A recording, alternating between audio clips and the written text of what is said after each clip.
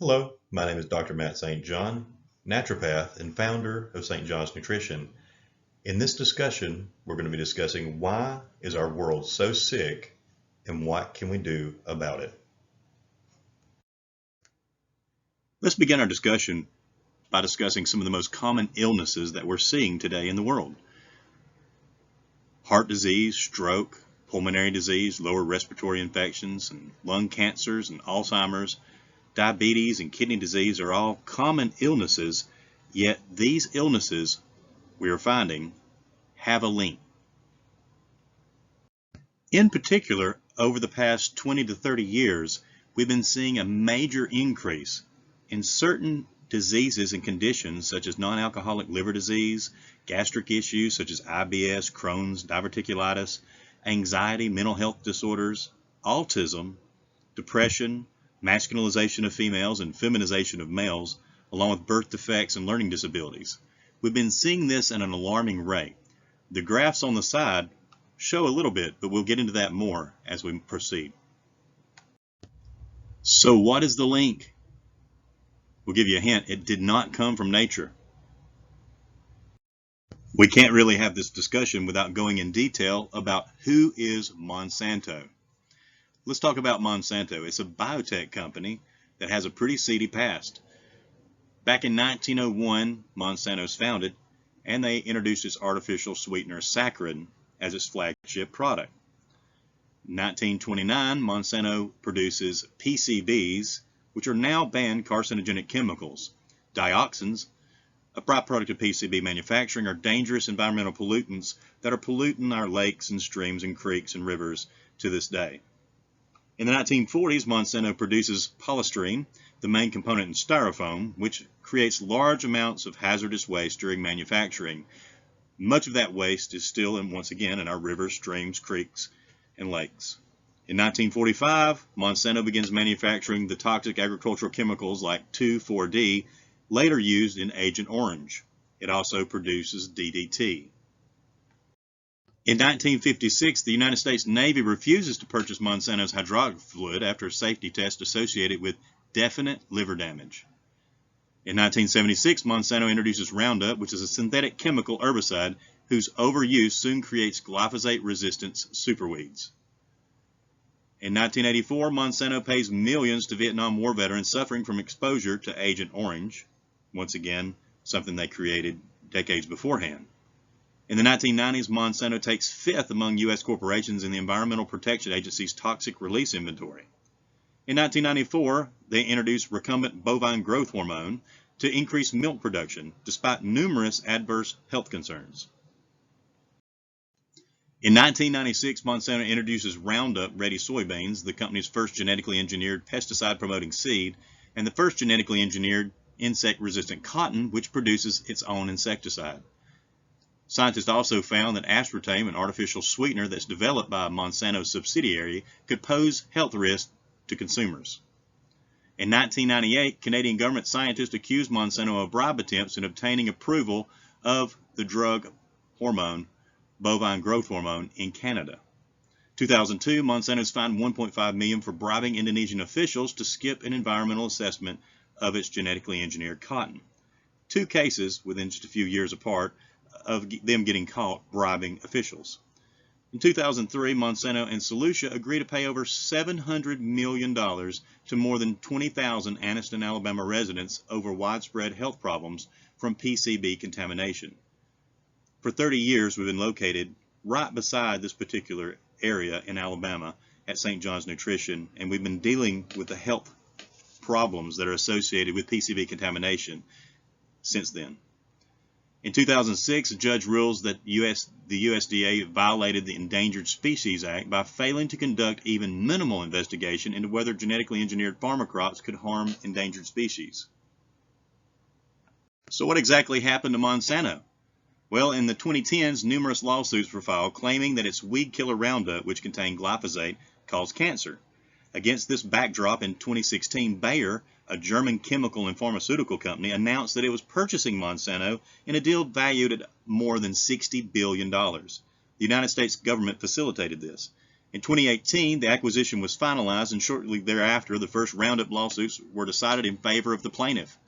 Faced with the possibility of extensive legal liabilities, Bayer saw its value decline, and later that year, Monsanto was folded into Bayer's crop science division. In 2020, Bayer agreed to pay more than $10 billion, it's actually $14 billion, to settle claims regarding Roundup. So there's a bank account sitting ready for people to sue, and that's the reason that you've been seeing ambulance chasers looking into Roundup and asking people if they've been sick from Roundup.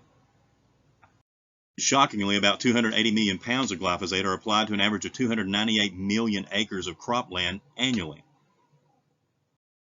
Glyphosate was first registered for use in the United States in 1974. Glyphosate is one of the most widely used herbicides in the United States. People apply it in agriculture and forestry, on lawns and gardens, and for weeds in industrial areas. Many people use it around playgrounds and around children. Some products containing glyphosate control aquatic plants. You won't find many charts after 2011 for the use of glyphosate because it's so widespread and because of all the lawsuits. However, it's still being used in greater amounts than in 2011. But look at the difference between 1992 and 2011 at the amount used per square mile. 80% of U.S. urine samples have unsafe levels of glyphosate. Even though most countries have outlawed it, it's still in rampant use in many countries. Even though Monsanto faces huge lawsuits, remember they have $14 billion set aside to pay those lawsuits, and it's still being used and still being sold at your local Walmarts. 75% of air and rain samples contain Monsanto's Roundup. In France, 99% of the French population has unsafe levels of glyphosate, and the values are higher in men, young people, and in farmers. Guess what's banned now in France? That's right, glyphosate. Since its inception in 1974, we have many health conditions on the rise, as we discussed earlier. Let's look at some of these particular conditions and its link to glyphosate and other pesticides. Many people wonder why they cannot seem to lose weight regardless of what they eat, how much exercise they perform, or any other aspects of their life. Look at this chart. Look at, since 1979, the correlation between obesity and the use of glyphosate in this country. And this chart only goes to 2009. It'll be astronomical after that. You just can't find the information. Let's look at diabetes and glyphosate. Look at the jump in diabetes and when they started using excessive amounts of glyphosate in the 1990s. But notice how the chart continues straight in a pattern, completely correlated. Diabetes and glyphosate have a direct link, and we're talking about type 2 diabetes in particular. Let's look at kidney cancer and glyphosate.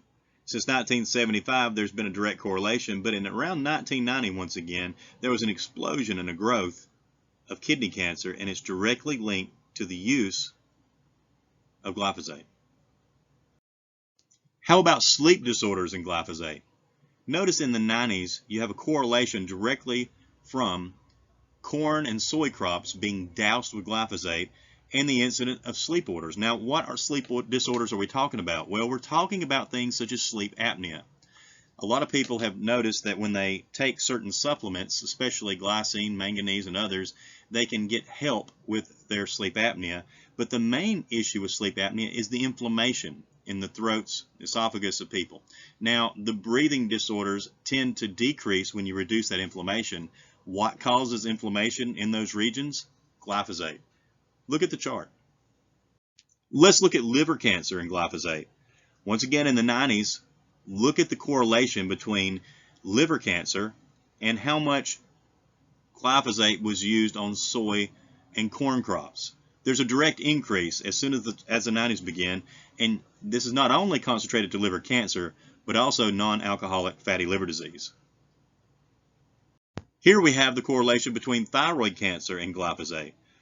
As we see in the 90s, we have this increase that is absolute. Look at the chart, especially on the red, and you have the direct correlation between thyroid cancer increase and glyphosate use globally.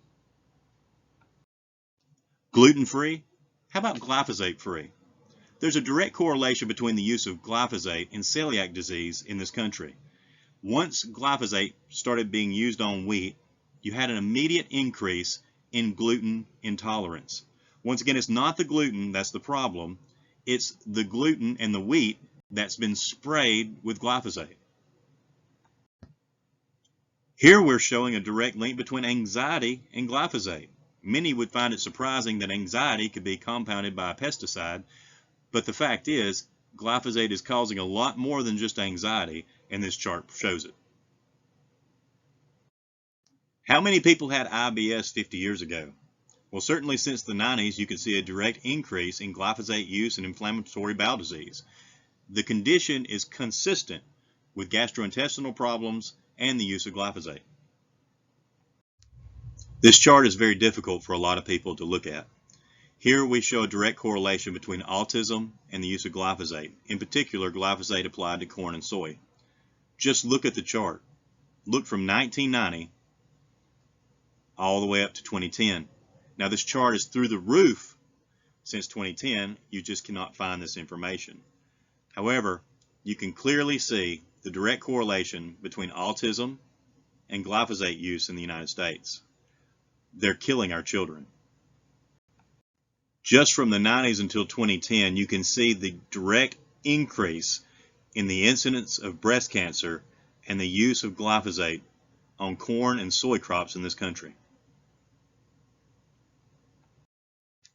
Once again, anxiety is not the only mental health issue that we're seeing from the use of glyphosate in this country. Here we have a correlation between Alzheimer's and glyphosate use.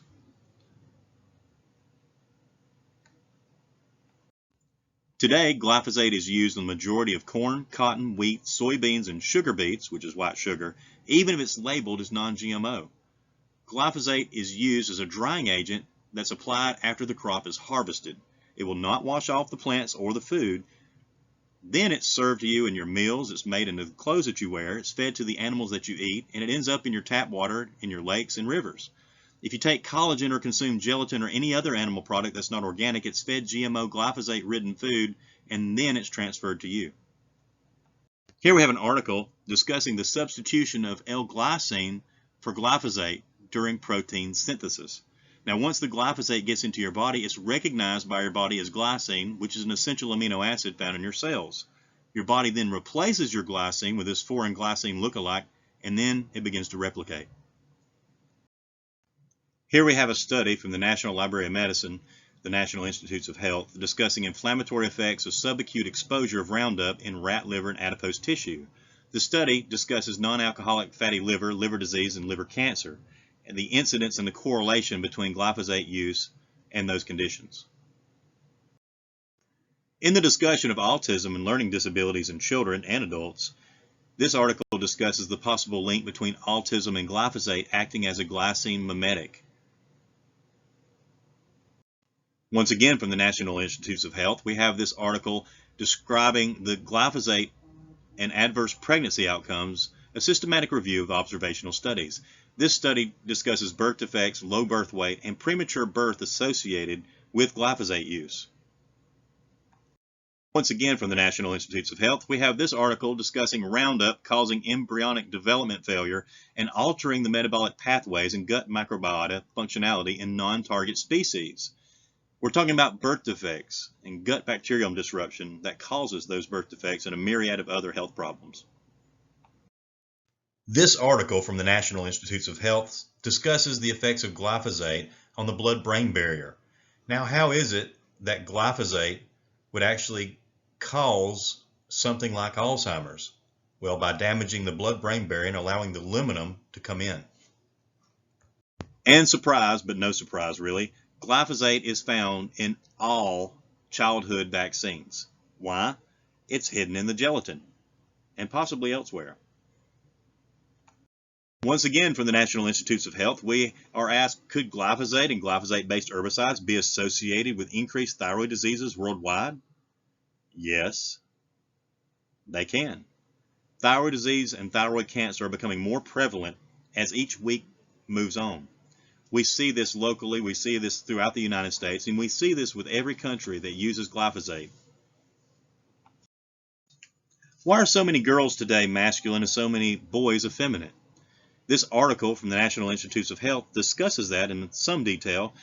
It talks about obesity and endocrine disrupting chemicals. Now, of those chemicals, it lists glyphosate and atrazine as some of the primary ones, causing female masculinization, male feminization, and of course, obesity.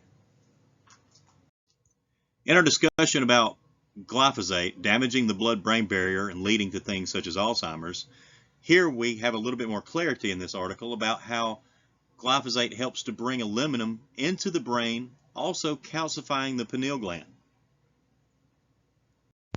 Here we have another study on PubMed that discusses glyphosate-based herbicide exposure affecting your gut microbiota, anxiety, and depression. Here we see clearly that investigations have shown that exposure to pesticides is a risk factor for Parkinson's disease.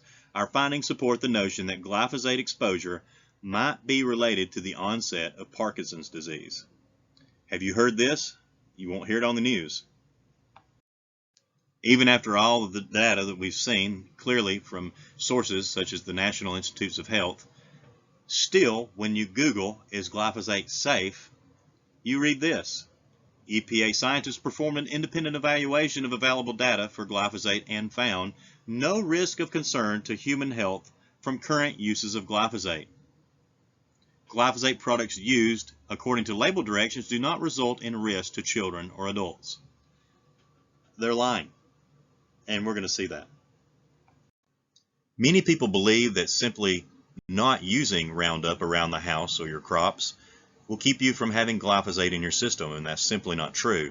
That spray also travels up to 3 miles and lands on everything along the way, whether it's your child riding their bike outside, your barbecue grill, your swimming pool, the dog park, kids' playground, organic neighborhood farms, or anything within 3 miles of this spray. And you remember what we saw when they claimed that glyphosate had no effects on human health. Well, on June 17th of this year, 2022, the Ninth Circuit Court of Appeals ruled that the EPA, also known as the Environmental Protection Agency, was not following their own guidelines for environmental safety with their refusal to admit that glyphosate is a cancer-causing agent. And interestingly enough, the EPA just happened to withdraw their decision on glyphosate and now have no approval for glyphosate. Glyphosate is no longer approved as of September the 23rd of 2022 to be used in the United States by the Environmental Protection Agency. And here you see the memorandum from the EPA admitting that they have dropped their approval of glyphosate. You didn't hear about this on CNN, you didn't hear about this on Fox News, yet somehow it's been dropped. But is glyphosate our only pesticide or chemical of concern in our environment? What is atrazine? Well, atrazine is an herbicide used on commercial crops and included in many commonly used lawn care products. It's the second most commonly used pesticide or herbicide in the United States, second only to glyphosate. 60 to 80 million pounds of atrazine are applied per year in the United States. Once it's applied to the crops, it contaminates groundwater and the drinking water, with the highest concentrations in the drinking water found in the Midwest. Atrazine increases the conversion of testosterone into estrogens, especially estradiol. Now, higher concentrations of estradiol in the body can increase the risk of breast cancer. Studies link atrazine in drinking water to breast cancer. Now, the top tip is to avoid using lawn chemicals and other pesticides that may contain atrazine. When possible, buy organic and pesticide-free produce. Avoid areas where atrazine is being applied, even though that's nearly impossible. Unfortunately, the only chart that we could find is 10 years old. The groundwater contamination is much higher than this, and the estimated agricultural use of atrazine is much higher than this chart. But this gives you an idea. But just look, atrazine is found in 90% of the streams in the United States. This cites a federal study. Extremely toxic pesticide breakdown products found in 90% of streams sampled across the United States. Now, atrazine happens to be banned in over 44 countries. It's not surprising that the herbicide, notorious for sticking around on landscapes and waterways long after it's applied, is now banned or being phased out in 44 countries in Europe, Asia, Africa, and South America. Yet, of course, here in the United States, atrazine remains the nation's second most used pesticide, with more than 70 million pounds used each year on just 3 crops: corn, sorghum, and sugarcane. Now you remember, beet sugar, or sugar beets I should say, are high in glyphosate. All of it. And sugarcane is high in atrazine. The only way to avoid this in your sugar is to get 100% pure organic sugar. Now there's a certain right-wing conspiracy theorist who's shamed and just completely obliterated in the media, who owns a website or something called InfoWars, and they make fun of this character in many cases, talking about him saying a particular phrase. He says something like, "They're turning the frogs gay." You might have heard that if you watch the news, especially right-wing news or left-wing news. However, he's not off the mark. He was actually citing this study, where atrazine induces complete feminization and chemical castration in male African clawed frogs. Complete chemical castration. I don't like them putting chemicals in the water that turn the friggin' frogs gay. Do you understand that? Turn the friggin' frogs gay. Serious crap, gay. Frogs, friggin' frogs. It's not funny. I'm gonna say it real slow for you. Gay. Frogs.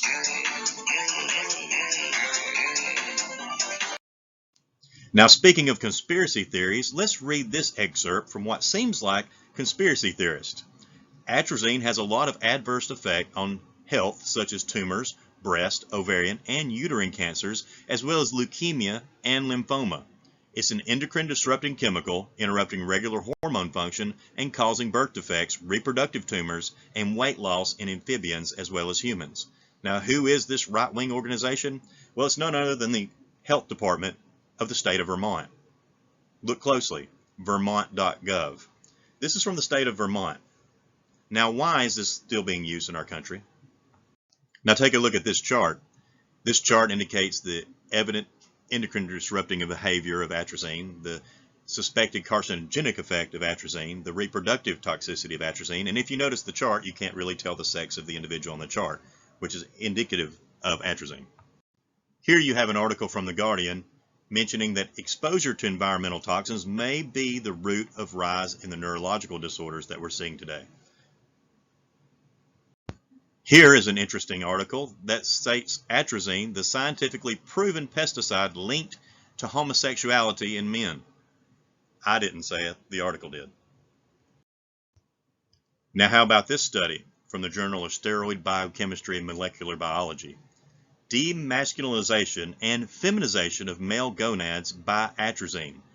Consistent effects across vertebrate classes. Not only do we have to be concerned with chemicals in the form of pesticides that are being used in the United States and not used in other countries and or banned, we also have something called forever chemicals. What are forever chemicals? Many people are just now hearing about something called PFAS. Now, PFAS are a large, complex group of manufactured chemicals that are ingredients in various everyday products. For example, they're used to keep food from sticking to packaging or cookware, and to make clothes and carpets resistant to stains, and also to create firefighting foam that's more effective. PFAS are used in industries such as aerospace, automotive, construction, and electronics. Now, PFA molecules have a chain of linked carbon and fluorine atoms. Because the carbon-fluorine bond is one of the strongest, these chemicals do not degrade easily in the environment. Where did PFAS come from? Well, processes to commercially produce PFAS were first developed in the 40s and 50s. 3M, which most people have heard of, was able to use these processes to begin manufacturing various PFAS, including PFOA and PFOS, two types of PFAS, for product application. In the 50s, 3M launched several products based on PFAS, including Scotchgard. Thanks to companies like 3M, 97% of Americans have PFAS in their blood. That's right, your bloodstream. One report by the Centers for Disease Control and Prevention's National Health and Nutrition Examination Survey found PFAS in the blood of 97% of Americans. Where do we find these PFAS? Well, in water-resistant clothing, paint, cosmetics, photography, pesticides, microwave popcorn bags, remember the drama about that a few years ago, stain-resistant product, stain-resistant furniture, fast food packaging, non-stick cookware, personal care products, and firefighting foams. Here we see in this article from May of the 2nd of 2022, PFAS exposure being linked to liver disease. In particular, non-alcoholic fatty liver disease. This article from the National Institutes of Health discusses PFAS in obesity, diabetes, and non-alcoholic fatty liver disease. This article, also from the National Institutes of Health, discusses prenatal exposure to PFAS in addition with autism spectrum disorder in the MARBLE study. And in this study, we have a discussion regarding environmental pollutant PFOA associated with increased risk of kidney cancer. And here's yet another article from the National Institutes of Health discussing the critical review of PFOA, kidney cancer, and testicular cancer. And what about thyroid problems? A local community to us, Fruithurst, Alabama, recently found extremely high levels of PFAS in their water supply, in their groundwater. As a result, there are tons of cases of thyroid cancer from that region. Here it discusses thyroid disrupting effects of old and new generation PFAS. Remember, the old ones aren't going away. The media wants us to believe that there's a great mystery regarding the cancer cluster in Alabama, around Fruithurst, Alabama. However, there's no mystery. There's only forever chemicals as a result of evil and greed. Look at the chart on the right of the various forms of cancer in the United States versus Cleveland County here in Alabama. And on this study, once again from the National Institute of Health, we discuss PFAS and their link to asthma and allergy problems. And what about the poor alligators? Alligators exposed to PFAS show autoimmune effects. It's not just the alligators, folks. As discussed at the beginning of this presentation, male infertility is becoming more and more rampant. Now here we have PFA chemicals in male reproductive health. Do PFOA and PFOS increase risk for male infertility? The study shows a direct correlation. This study from the National Institute of Health mentions exposure to PFAS and cardiovascular disease. Here is the experimental and epidemiological evidence. Hey, and guess what? Maine decided they were going to just ban PFAS. They were going to ban them as of 2030. Imagine the damage that will be done by then. While the law takes a phased approach over the next few years, that's a long time between now and 2030, it will essentially ban the sale of new products that contain intentionally added PFAS starting January the 1st of 2030. Maine DEP will be empowered to enact exemptions by designating certain uses as currently unavoidable. Once again, why is this stuff in existence? Why are we using it? And why are people not being told the truth about it? Now, after all the information that you've been presented, you're probably wondering, is it possible to get these chemicals out of my body? Thankfully, the truth is, there is a way. Let's look at a few ways to cleanse glyphosate, atrazine, and forever chemicals from the body. First, you can use a sauna or get outside and sweat. You can avoid all vaccines as the gelatin additives contain glyphosate. Avoid white table sugar or cane sugar, that's not organic, and use organic cane sugar instead. Avoid all gelatin unless it's certified organic. Glyphosate is actually stored in animals that they get the gelatin from. Don't use Roundup, which of course should be a no-brainer. And don't let anyone use Roundup anywhere near your home or within 3 miles. That one's a little difficult. Some of the ways that you can limit your intake of glyphosate, atrazine, and forever chemicals are to eat organic foods as much as possible. The next best is non-GMO. Look for the USDA certified organic on the label, as companies are very tricky and will call themselves organic in their name but not have that certification on the label. Be careful with the meat that you eat, as most cattle and chickens are fed glyphosate-saturated crops. Eat only organic meat and chicken. Be sure that your tap water is purified, that it's gone through a filter that takes out chemicals such as glyphosate and atrazine. Don't cook with unfiltered water. And at a restaurant, ask for bottled water. Detox glyphosate from your body regularly. Now, how are we going to do that? You might be surprised to find out that there have been several clinical studies done on several different supplements or organic materials that have been proven to detoxify glyphosate, atrazine, and forever chemicals from the body. First, I'm going to start with a story. My wife Deborah and I were watching a documentary on the Amazon that was put out by the BBC, and we noticed in this documentary they began a discussion about parrots. They were talking about this peculiar new phenomenon that had only been happening in the past 10 years or so, where these parrots were leaving the safety of their nest, leaving their young, flying to these mud pits, as they called them, eating mud, and then bringing mud back to their babies. Now, it's interesting too, because these parrots are flying into these mud pits where there are predators who would normally kill or eat the parrots, and the parrots would not want to go anywhere near. So why were these parrots going to these mud pits? Well, in the documentary, it was theorized that these parrots were going to these mud pits in order to detoxify from the environment in some form or another. We looked into it deeper and found out that these parrots were not eating mud at all, that in fact these parrots were consuming bentonite clay. And we knew from previous experience that bentonite clay has a negative ionic charge and binds to many chemicals, but we didn't know to what degree. So this brings us to our next morning, when we got up and decided that we would take a road trip to DeSoto State Park in Alabama. So the next Saturday morning, on our way to DeSoto State Park in Fort Payne, Alabama, we passed by the administrator of our school's home. Now, this is a school that we teach at and our daughters attend, and the administrator provided us with eggs about 3 years ago. Notice the fields around the home, behind the home. Now, we're looking at the home that's in the bottom left-hand corner of the screen.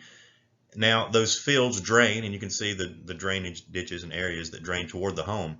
Now, we were getting eggs about 3 years ago from our administrator, and around 3 years ago, I started having severe gastrointestinal issues.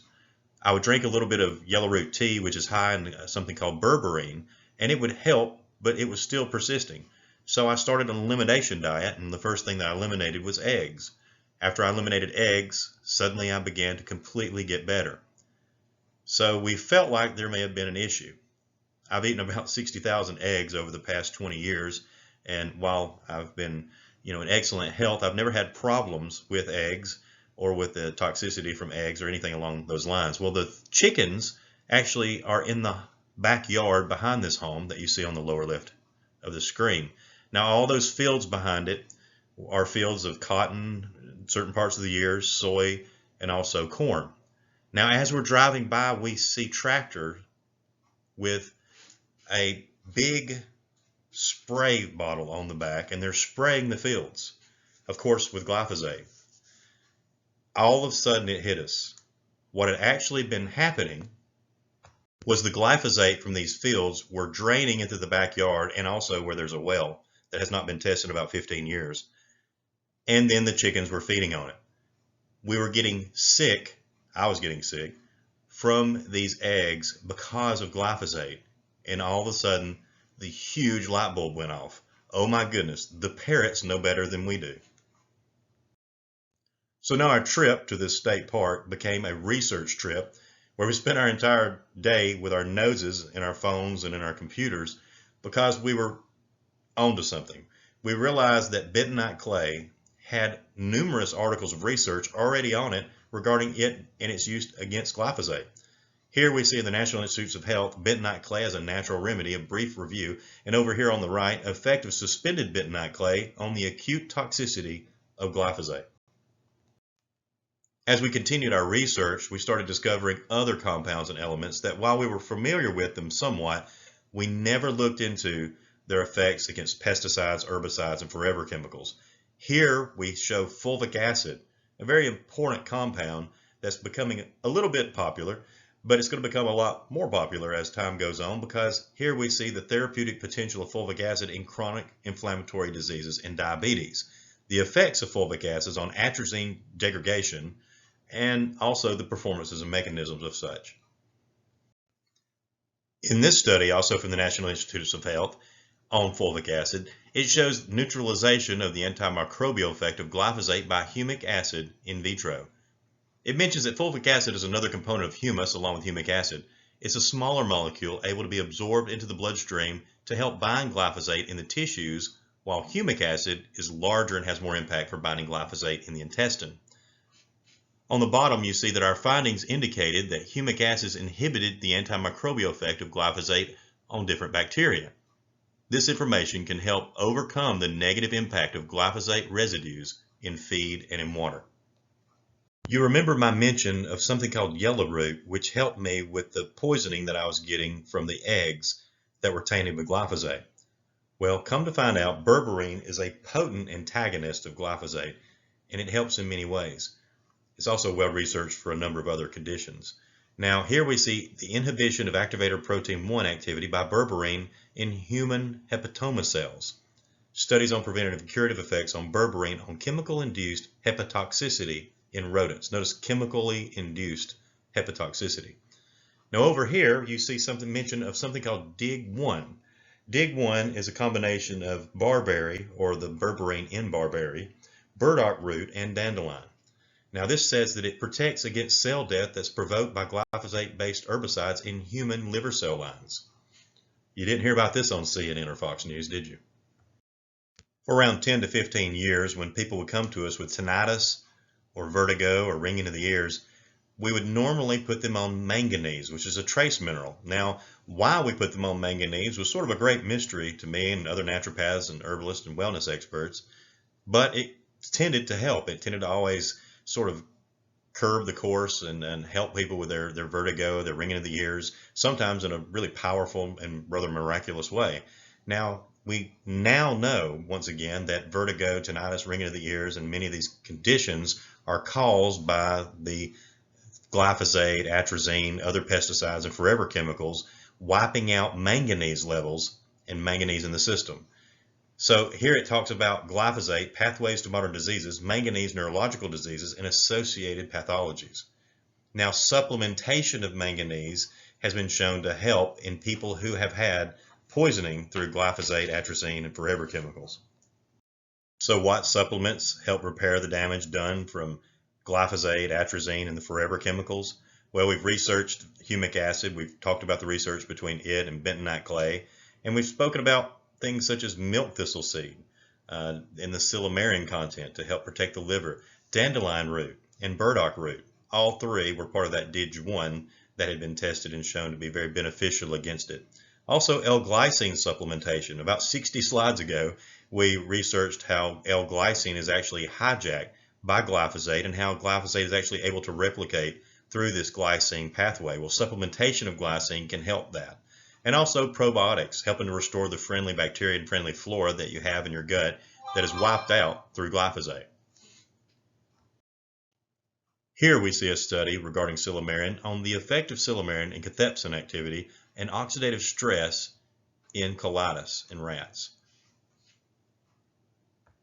Here we see a study about the concentration of several PFAS in serum appears to be reduced by dietary fiber. Stephanie Seneff, who's a senior researcher at MIT, has devoted years to research in the presence and toxicity of glyphosate. She's written papers that show conclusively the presence of glyphosate in virtually all non-organically grown foods, gelatin used in vitamin and other supplement capsules as well, and even in common vaccines such as the MMR and Zostavax. In a recent talk she gave on the relationship between neurodevelopmental problems and glyphosate exposure, she referenced a paper that describes simple interventions, besides eating only organic foods, that reduce urinary levels of glyphosate. These include the regular consumption of things like charcoal, bentonite clay, sauerkraut juice, dandelion leaves, and burdock root. Charcoal and bentonite clay bind toxins, and sauerkraut and burdock provide nutrients to help the liver detoxify. So after much testing, much research, and many trials, we developed the end game for glyphosate, atrazine, and forever chemicals. We call it the Environmental Defense System. St. John's Environmental Defense System is a two-part system designed to eliminate glyphosate and other pesticides, herbicides, heavy metals, environmental toxins from the body using clinically validated ingredients. We've discussed every ingredient of this formulation. The Environmental Defense System consists of formulas 1 and 2 as well as a third supplement formula for use as a simplified or a standalone product. St. John is finding that many companies are trying to be elusive when they're discussing the ingredients of their products, and we're thankful for the ingredients of our products, and that's why we're discussing them today. The Environmental Defense System Formula 1 combines fulvic acid, bentonite clay, manganese, L-glycine, and probiotics. These are used in synergism to work together to not only get this out of the body and out of the bloodstream, out of the urine, but also to replace the L-glycine and manganese, which are being destroyed by glyphosate and other chemicals.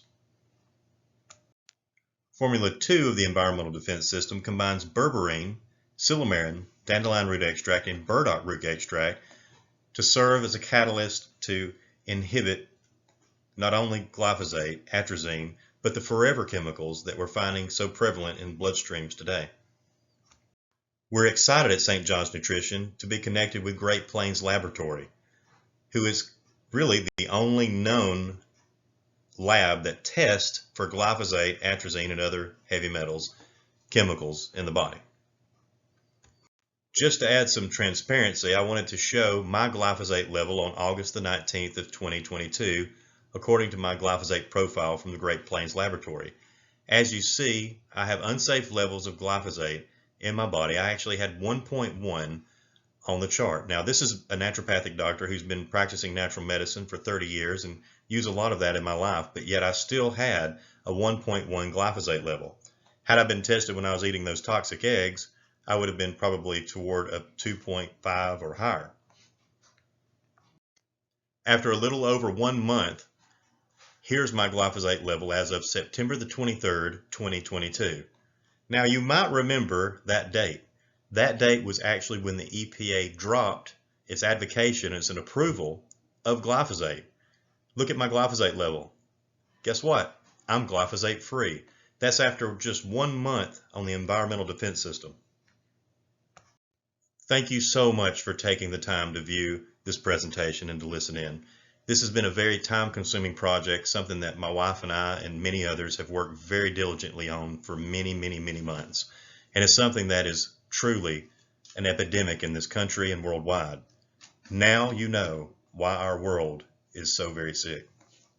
But there is something you can do about it.